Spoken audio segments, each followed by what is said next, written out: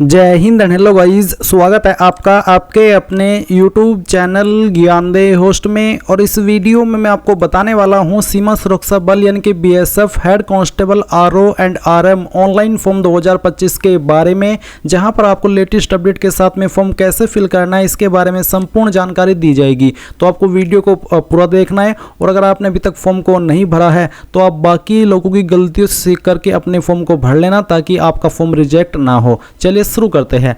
अगर आपने अभी तक वीडियो को लाइक शेयर नहीं किया हो तो कर देना और चैनल को जरूर सब्सक्राइब कर लेना। इसके बाद जो लिंक वीडियो के डिस्क्रिप्शन में दिया है आप ओपन करेंगे, आपको जानने को मिलेगा कि ये भर्ती आपकी 1121 पोस्ट पर निकाली हुई है और आप लोग इसके फॉर्म 23 सितंबर 2025 तक भर पाएंगे। यानी कि अभी आपके पास लगभग 18 से 20 दिन है, तो काफ़ी टाइम है। आप जल्दबाजी ना करके आराम से अपना फॉर्म भर लीजिए।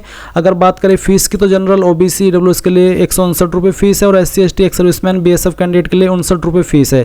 बेसिकली फीस तो 100 रुपये ही है, बट 59 रुपये आपसे प्रोसेसिंग चार्ज या पोर्टल चार्ज लिया जा रहा है, जो कि SC ST एक्स सर्विसमैन के लिए सिर्फ पोर्टल चार्ज या प्रोसेसिंग चार्ज है, फीस नहीं है। इसलिए यहाँ पर इनके लिए 59 रुपये रखा गया है।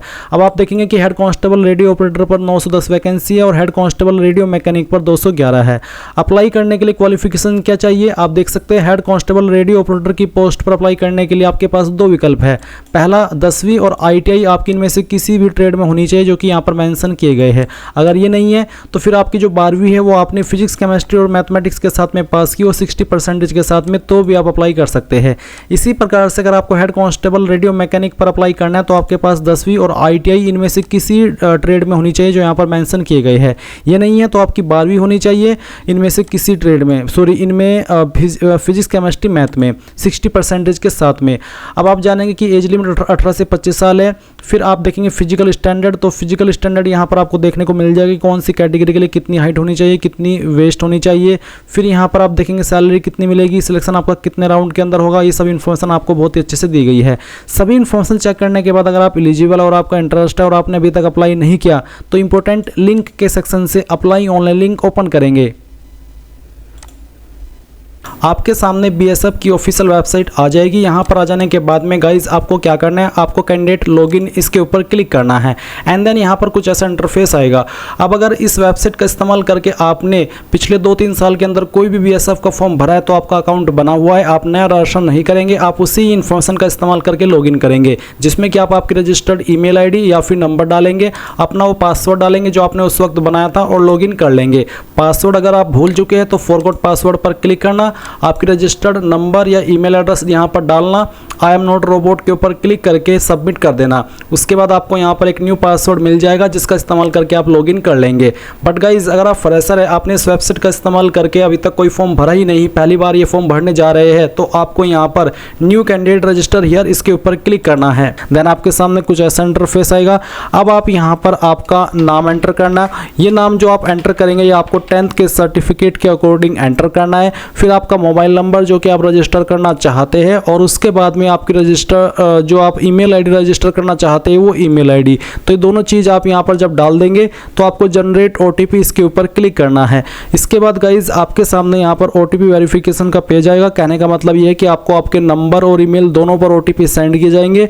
जैसे ही आप वो OTP वेरीफाई कर देंगे तो आपके सामने एड्रेस डिटेल का सेक्शन आ जाएगा। गाइज मैं आपको बता दूं कि मेरी प्रोफाइल यहाँ पर पहले से बनी हुई है, इसलिए मैं आपको अपनी प्रोफाइल को एडिट करके यहाँ पर दिखाने वाला हूँ। आपके सामने जो ऑप्शन है वो नए सिरे से आएंगे, जैसे कि मैंने अभी आपको बताया कि पहले पर्सनल डिटेल आएगी और उसके बाद में ये एड्रेस डिटेल आएगी। तो आप यहाँ पर आपका जो परमानेंट एड्रेस है वो फिल करेंगे। तो जो भी परमानेंट एड्रेस है वो आप परमानेंट एड्रेस के सेक्शन में फिल करना और फिर जो आपका पिन कोड है वो यहाँ पर आपको फिल करना है। उसके बाद आप आपकी स्टेट सिलेक्ट कर लेंगे। फिर जो आपकी डिस्ट्रिक्ट है वो आपको यहाँ पर सिलेक्ट कर लेनी है एंड देन जो आपका विलेज सिटी है, गाँव शहर है, वो आपको यहाँ पर लिखना होगा। आपका नज़दीकी पुलिस स्टेशन कौन सा है वो भी आप यहाँ पर फिल कर देंगे। फिर आपका डाकघर कौन सा है वो डाकघर आप यहाँ पर लिखेंगे एंड देन जो आपकी तहसील है वो भी आपको यहाँ पर खुद से टाइप कर देनी है। फिर नीचे आएगा कोरस्पोंडेंस एड्रेस। कोरस्पोंडेंस एड्रेस का मतलब होता है प्रेजेंट एड्रेस और नीचे एक लाइन है सेम एज परमानेंट एड्रेस, यानी कि अगर आपका प्रेजेंट एड्रेस यानी कि कोरस्पोंडेंस एड्रेस और परमानेंट एड्रेस सेम है, एक ही है, अलग अलग नहीं है,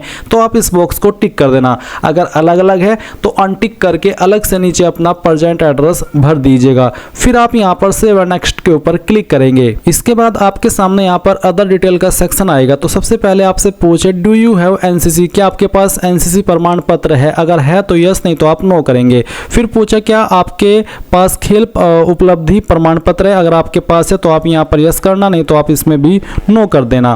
फिर आएगा फिजिकल स्टैंडर्ड्स। तो आपका फिजिकल स्टैंडर्ड क्या है, आपकी हाइट कितनी है वो आपको सेंटीमीटर के अंदर यहाँ पर लिख करके बतानी है। चेस्ट आपकी कितनी है वो आपको यहाँ पर बतानी है सेंटीमीटर में। और फिर वजन आपका कितना है कम से कम, वो वजन आपको यहाँ पर लिख देना है। फिर आएगा ब्लैक लिस्ट डिक्लेरेशन। इसमें कुछ सवाल पूछे जैसे कि is there any criminal case pending against you, क्या आपके ऊपर कोई जो क्रिमिनल केस होते हैं वो पेंडिंग है? अगर है तो यस, नहीं तो आप नो करेंगे। फिर इज कम्युनल गुजरात रियोट, यानी कि जो कम्युनल दंगा हुआ था 2002 में गुजरात में, तो क्या आप उससे प्रभावित है? अगर हाँ तो यस, नहीं तो आप नो करेंगे। इसके बाद में is candidate who had ordinary been domiciled in the state of Jammu and Kashmir from 1/1/1980 to 31/12/1989, यानी कि आपसे पूछा कि क्या आप 1/1/1980 से लेकर के 31/12/1989 के बीच जम्मू एंड कश्मीर के निवासी थे? अगर हाँ तो यस, नहीं तो आप नो करेंगे। फिर आपको सेव नेक्स्ट के ऊपर क्लिक करना है। इसके बाद आपके सामने क्वालिफिकेशन की जानकारी आएगी। मैंने पहले से जानकारी ऐड करके रखी है, मैं आपको इन्हीं से जानकारी बताने वाला हूं कि कैसे आपको फिल करनी है। तो सबसे पहले आप यहां पर इसमें एसएससी मैट्रिक हाई स्कूल ये सिलेक्ट करना। फिर आपको 10वीं का सर्टिफिकेट नंबर यहां पर डालना होगा। एंड देन आपने किस साल के अंदर 10वीं पास कर ली थी वो साल आप सिलेक्ट कर लेंगे। स्टेट यानी कि कौन सी स्टेट से आपने पास की है वो सिलेक्ट करेंगे और किस बोर्ड से की है। अगर आपका स्टेट बोर्ड है, स्टेट बोर्ड होता है आपका, जैसे कि अगर आप यूपी से है तो स्टेट बोर्ड हुआ यूपी बोर्ड, तो आप स्टेट बोर्ड भी सिलेक्ट कर सकते हैं, या फिर सीबीएसई या फिर आईसीएसई या फिर अदर बोर्ड, या फिर अगर आपको यहाँ पर आपके बोर्ड का ऑप्शन देखने को मिल रहा है तो आप वो भी सिलेक्ट कर सकते हैं। तो आपका जो भी बोर्ड है वो आप सिलेक्ट कर लेना और फिर ऐड के ऊपर क्लिक करना। उसके बाद ये जानकारी आपके नीचे की तरफ इस तरह से ऐड हो जाएगी जैसे कि आप वीडियो में देख सकते हैं। अब आपको सेम वे में आपकी सेकंड क्वालिफिकेशन की जानकारी देनी है। अगर आपने 12वीं की है तो आप इंटरमीडिएट सेलेक्ट कर लेंगे, फिर आपका 12वीं का सर्टिफिकेट नंबर, उसके बाद में किस साल के अंदर 12वीं पास की है वो, एंड देन आपकी स्टेट कहाँ से की है और फिर आपका बोर्ड, और उसके बाद जैसे ऐड करेंगे वो इन्फॉर्मेशन आपकी यहाँ पर ऐड हो जाएगी। फिर गाइज अगर आपने आईटीआई की है तो आप यहाँ पर इसमें जो आईटीआई का ऑप्शन है वो सिलेक्ट कर लेंगे, सर्टिफिकेट नंबर डालेंगे, पासिंग ईयर सेलेक्ट करेंगे, आपका स्टेट सेलेक्ट करेंगे और फिर आपका बोर्ड का नाम, एंड देन ऐड के ऊपर क्लिक करेंगे तो आपकी जानकारी ऐड हो जाएगी। तो जो भी क्वालिफिकेशंस आपके पास है वो सभी आप यहाँ पर ऐड कर देना, और जो नहीं है वो आपको नहीं करनी है। अब सिंपली जैसे आपकी क्वालिफिकेशन ऐड हो जाए तो आप नेक्स्ट के ऊपर क्लिक कर दीजिएगा। अब आएगा वर्क एक्सपीरियंस का सेक्शन। तो आपसे पूछे कि क्या आप एम्प्लॉयड है, सेवारत है? अगर है तो आपको यस करना है। यस करने के बाद में आपको बताना है कि पास्ट में थे या फिर प्रेजेंट में। अगर पास्ट में तो पास्ट और अगर प्रेजेंट में तो प्रेजेंट। उसके बाद में एक्सपीरियंस टाइप, किस तरह का एक्सपीरियंस था वो आपको यहाँ पर सेलेक्ट करना होगा जैसे कि यहाँ पर आपको दिया है। अगर मान लीजिए आप इसमें यस कर रहे हैं और आपको बताना है कि मैं पास्ट में था, तो फिर आपको बताना होगा इनमें से कौन से ट्रेड के अंदर था। जो ट्रेड यहाँ पर कुछ मेंशन किए गए हैं तो इन ट्रेड को आपको बता देना है। उसके बाद में आपको एम्प्लॉयमेंट टाइप बताना होगा कि कौन से डिपार्टमेंट के अंदर थे, जैसे कि central government, Uttarakhand state government, Uttarakhand, ये सब ग्रुप सी, ग्रुप डी या फिर अदर, तो जो भी है वो आपको यहाँ पर सिलेक्ट कर लेना होगा। फिर नेचर ऑफ एम्प्लॉयमेंट क्या था, टेम्परेरी, परमानेंट, कॉन्ट्रैक्चुअल, जो भी था वो आप सिलेक्ट करेंगे। किस डेट में आपने वर्क ज्वाइन किया था वो डेट सेलेक्ट करेंगे। कब तक आपने वर्क किया था वो डेट यहाँ पर आपको सिलेक्ट करनी होगी। नेम ऑफ पोस्ट के अंदर आपको उस पोस्ट का नाम देना है जिस पोस्ट पर रह करके आपने काम किया है, और इंस्टीट्यूशंस, डिपार्टमेंट, ऑर्गेनाइजेशन के अंदर उस कंपनी का नाम या फिर उस जगह का नाम जहाँ पर आपने काम किया है वो डिटेल्स डालेंगे और फिर सेव के ऊपर क्लिक कर देंगे। तो ये इन्फॉर्मेशन आपकी ऐड होकर के यहाँ पर नीचे आ जाएगी। अगर आपके पास एक्सपीरियंस नहीं है तो आप नो करेंगे और सिंपल नो करने के बाद यहाँ पर नीचे आएंगे और नेक्स्ट के ऊपर क्लिक कर देंगे। इसके बाद में गाइज आपके सामने यहाँ पर सर्टिफिकेट्स और डॉक्यूमेंट का सेक्शन आ जाएगा। यहाँ पर आपको जैसे कि आपका फोटो है वो अपलोड करना है, आपका सिग्नेचर, आपका 10वीं का सर्टिफिकेट, आपका 12वीं का सर्टिफिकेट, अगर आपने ग्रेजुएशन की जानकारी भरी है तो उसका सर्टिफिकेट, आईटीआई की इन्फॉर्मेशन भरी है तो उसका certificate, SC ST EWS candidate है तो उसका सर्टिफिकेट, अगर आपने एक्सपीरियंस की इन्फॉर्मेशन भरी है तो उसका भी सर्टिफिकेट अपलोड करना है। अब ये जो सर्टिफिकेट्स या फिर इमेज आप अपलोड करेंगे किस फॉर्मेट में करना है वो भी जान लीजिए। जो आपका फोटो है, ये जो आपका फोटो है पासपोर्ट साइज का, इसका जो साइज है वो आपको रखना है 30 से 100 के बी, सिग्नेचर का साइज रखना है 20 से 50 के बी, क्वालिफिकेशन का सर्टिफिकेट, एक्सपीरियंस सर्टिफिकेट का साइज रखेंगे 30 से 100 के बी। फॉर्मेट आपका यहाँ पर इनमें से कोई भी चल जाएगा, चाहे JPG हो, चाहे JPEG या फिर PNG या फिर PDF, यानी कि इनमें से कोई भी फॉर्मेट चल जाएगा। और आपको बोला है all experience be uploaded in single PDF file, यानी कि अगर आपके पास एक्सपीरियंस में एक से ज़्यादा इमेज है या फिर आपके सर्टिफिकेट जो आप अपलोड करें उनमें एक से ज़्यादा इमेज है, तो आपको उनको PDF के फाइल के अंदर बना करके अपलोड करना है, जिसमें कि आप एक साथ में 3-4 फोटो ऐड कर लेते हैं। कैसे करना है वो आप जान लीजिए। मान लीजिए आपको फोटो अपलोड करना है, मैं आपको दिखाता हूँ अपलोड करके। मैं इसको डिलीट करता हूँ जो मेरा पहले से अपलोड है, यहाँ से मैंने इसको डिलीट किया। डिलीट करने के बाद मैं अपलोड फोटो के ऊपर क्लिक करता हूँ। इसके बाद में आप ड्रॉप फाइल्स टू अपलोड के ऊपर क्लिक करेंगे और फिर गाइस जो आपका फोटो है जो आपको अपलोड करना है वो फाइल आप यहाँ पर सेलेक्ट करेंगे। तो चलिए मैं इस फाइल को सिलेक्ट करता हूँ, ओपन करता हूँ। फाइल यहाँ पर इस तरह से आएगी और आपका फोटो यहाँ पर इस तरह से आ जाएगा।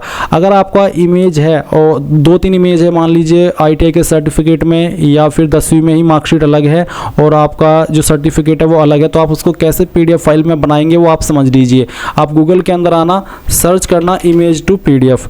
ये जो आपने सर्च किया पहले वाली वेबसाइट आएगी, इसको ओपन कर लेना। फिर सेलेक्ट JPG इमेजेस इसके ऊपर क्लिक करना और जो आपकी 10वीं है या फिर जो आपका एक्सपीरियंस सर्टिफिकेट है, यानी कि मान लीजिए एक जगह पर आपको 2-3 चीज़ें अपलोड करनी है और वो PDF के फॉर्मेट में ही हो सकती है। तो जो भी आपके इमेजेस है वो आप सिलेक्ट कर लेना, जो भी है 2-3, और फिर इनको ओपन करना। इस तरह से आएंगे, कन्वर्ट टू PDF करना। ये फाइल आपकी PDF के अंदर कन्वर्ट होगी। डाउनलोड PDF के ऊपर क्लिक करना और उसके बाद में जहाँ पर जिस डॉक्यूमेंट्स को आप अपलोड कर रहे हैं वो डॉक्यूमेंट्स के सेक्शन पर क्लिक करना और इस फाइल को अपलोड कर देना। सिंपली अपलोड हो जाएगी अगर दिए गए साइज़ के अंदर होगी। अगर आपको साइज़ में कोई प्रॉब्लम आए आप कमेंट के माध्यम से पूछ लेना, मैं एक स्पेशल वीडियो उसके बारे में भी आपके लिए बना दूंगा कि कैसे आपको साइज़ को एडजस्ट करना है और कैसे आपको मेनली फोटो सिग्नेचर को अपलोड करना होगा। अब जैसे ही ये फाइल्स आपकी अपलोड हो जाए आप यहाँ पर टिक करेंगे और सेव एंड नेक्स्ट के ऊपर क्लिक कर देंगे। अब गाइज आप यहाँ पर क्या करेंगे, आपको जैसे ही आप लॉगिन हो जाए या फिर अगर आप पहले से इस वेबसाइट के ऊपर रजिस्टर्ड थे तो आपको लॉगिन करने के बाद में अगेन होम पेज पर क्लिक करना है। अब आप यहाँ पर लॉगिन है और अब आप नीचे की तरफ आएंगे तो आप ये जो वैकेंसी है वो देख सकते हैं और आपको अब अप्लाई हियर इसके ऊपर क्लिक करना है। इसके ऊपर क्लिक करने के बाद आपको आपकी पोस्ट सेलेक्ट करनी है। आप दोनों पोस्ट पर अप्लाई करना चाहते तो पहले वाला ऑप्शन सेलेक्ट कर लेना। अगर आपको रेडियो मैकेनिक पर अप्लाई करना है तो आप सेकंड वाला सेलेक्ट करेंगे और रेडियो ऑपरेटर पर करना है तो आपको तीसरा ऑप्शन। मैं दोनों पर अप्लाई करके आपको दिखा रहा हूँ। अब मैंने यहाँ पर जैसे कि दोनों सेलेक्ट किया तो फिर आप बताएंगे कि आप पहली प्रेफरेंस किस पोस्ट को देना चाहते हैं और फिर सेकंड किसको देनी है वो भी आप सेलेक्ट कर लेंगे। अब जो भी पोस्ट पर आप अप्लाई कर रहे हैं उस पर अप्लाई करने के लिए जो जरूरी क्वालिफिकेशन है उसके विकल्प आपको यहाँ पर देखने को मिलेंगे, यानी कि आपको एलिजिबिलिटी यहाँ पर बताई है। तो आपको यहाँ पर ये जो क्वालिफिकेशन मेंशन की है क्या ये आपके पास है, तो आप इसमें यस कर दीजिए कि हाँ मेरे पास है। उसके बाद में कि मैट्रिकुलेशन और इक्विवेलेंट यानी कि आपके पास 10वीं और ITI है तो आप इस ऑप्शन में यस करेंगे। अगर नहीं है आप 12वीं के माध्यम से अप्लाई कर रहे हैं तो आप इस ऑप्शन में नो कर देना। उसके बाद में are you having 60% marks in PCM, अगर आपके PCM के अंदर 60% है तो आप यस करेंगे। अगर आप यहाँ पर यस करेंगे तो ही आप एलिजिबल हो पाएंगे अगर आप 12वीं के माध्यम से अप्लाई कर रहे हैं। इसके बाद फिजिक्स मार्क्स इन 12th, यानी कि फिजिक्स मार्क्स आपके 12th में कितने थे वो आप यहाँ पर एंटर करेंगे। फिर केमिस्ट्री के मार्क्स कितने थे वो आप यहाँ पर डाल देंगे और आपके मैथ के मार्क्स कितने थे वो आप यहाँ पर एंटर कर देंगे। ये एंटर करने के बाद में यहाँ पर आपकी परसेंटेज काउंट कर ली जाएगी, यानी कि मेन आपके 60% जो है वो PCM के अंदर होने चाहिए। अगर आपके किसी और सब्जेक्ट में कम ज़्यादा भी हो तो कोई इशू नहीं होगा। अब आता है फिजिकल स्टैंडर्ड, तो आपको फिजिकल कैटेगरी अपनी सेलेक्ट करनी होगी। जो कैंडिडेट यहाँ पर जनरल है या फिर SC है या फिर आपके नॉन OBC है उनको यहाँ पर जनरल सेलेक्ट करना होगा। बट जो कैंडिडेट यहाँ पर बिलोंग करते हैं इन वाली जाति से जो कि है गढ़वाल, कुमाऊं, हिमाचल प्रदेश, गोरखास, डोगराज, मराठास, तो उनको ये सेलेक्ट करना होगा। जो ट्राइबल है या आदिवासीज है मिजोस और नागालैंड के उनको ये सेलेक्ट करना होगा। और जो ST है नॉर्थ ईस्ट स्टेट के उनको ये सेलेक्ट करना है। अगर आप ये तीनों में से कोई नहीं है, आप SC ST नॉर्मल स्टेट के हैं या फिर जनरल है या OBC है तो आपको पहले वाला ही ऑप्शन सेलेक्ट करना है। उसके बाद यहाँ पर आपको आपकी हाइट देखने को मिलेगी जो कि आप पहले ही भर चुके हो, फिर चेस्ट और आपका वेट। अब आप यहाँ पर सेव एंड नेक्स्ट के ऊपर क्लिक करेंगे। इसके बाद गाइज जो आपने इन्फॉर्मेशन भरी है शुरू से लेकर अब तक वो सभी यहाँ पर आपके सामने है। सभी इन्फॉर्मेशन आप चेक कर लेंगे एक करके बहुत ही अच्छे से। और फिर पहले इसमें आपको बताना है कि कहाँ से आप इस फॉर्म को भर रहे हैं। आपको आपकी सिटी का नाम देना है। सेंटर प्रेफरेंस कहाँ पर आप आपका एग्जाम सेंटर रखना चाहते हैं वो सेंटर आप सेलेक्ट कर लेना। फीस का अमाउंट यहाँ पर आपको आपकी कैटेगरी के अकॉर्डिंग देखने को मिल जाएगा। अब आप यहाँ पर टिक करेंगे और उसके बाद आपको पे नाउ इसके ऊपर क्लिक करना है एंड देन अग्री एंड पे इसके ऊपर क्लिक करेंगे और अब आपको पेमेंट के पेज पर ट्रांसफ़र किया जाएगा। आप आपकी application fees, card, net banking, wallet या फिर यूपीआई यानी कि इनमें से जिस माध्यम का इस्तेमाल करके जमा करना चाहिए आप कर सकते हैं। जैसे आपकी फ़ीस जमा होगी और वो अपडेट हो जाएगी, सक्सेसफुल हो जाएगी, तो आप अपने फॉर्म का फाइनल प्रिंट आउट ले पाएंगे और तभी आपका फॉर्म फाइनल माना जाएगा। इस तरह से गाइज आप लोग BSF, head constable, radio operator and radio mechanic online form 2025 भर पाएंगे। Thanks for watching. जय हिंद।